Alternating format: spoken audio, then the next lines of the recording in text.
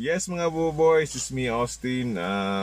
It's really nice to be back. Medyo hindi tayo nakapag-upload ng mga videos ng nakaraang days, months. But anyway, dito na tayo. And I would like to share to you yung naging experience ko sa pagbili ng water pump through online stores. Medyo 'di ba kakaiba, but because of pandemic, nag-try tayo mag-purchase ng ganyang gamit. Siguro yung guide na naging guide natin doon sa pag-purchase is yung mga comments and suggestions, recommendations ng mga nauna na bumili ng water pump na yon.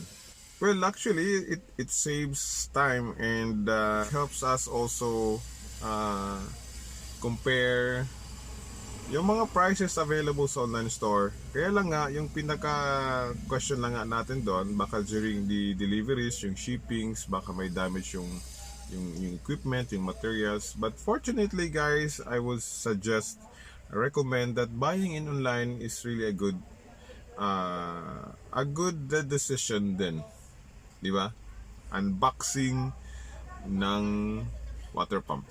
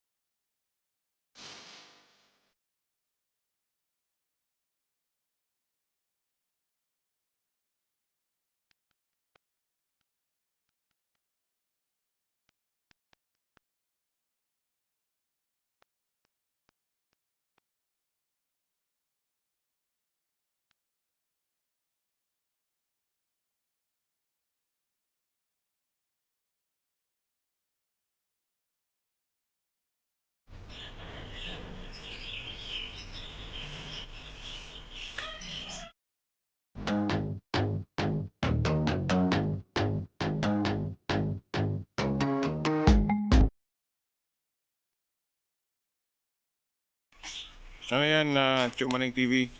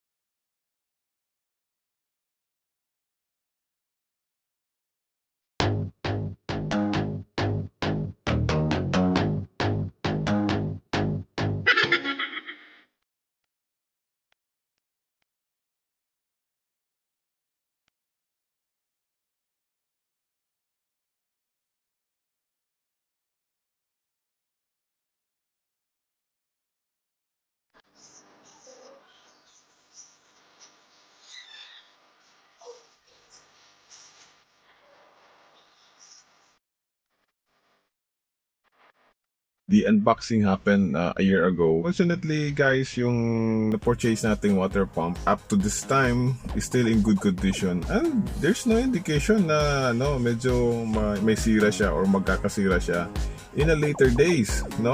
So it's really a good buy. On receiving the items, check the functionality if it is really in good condition. Kaya siguro nag-last siya.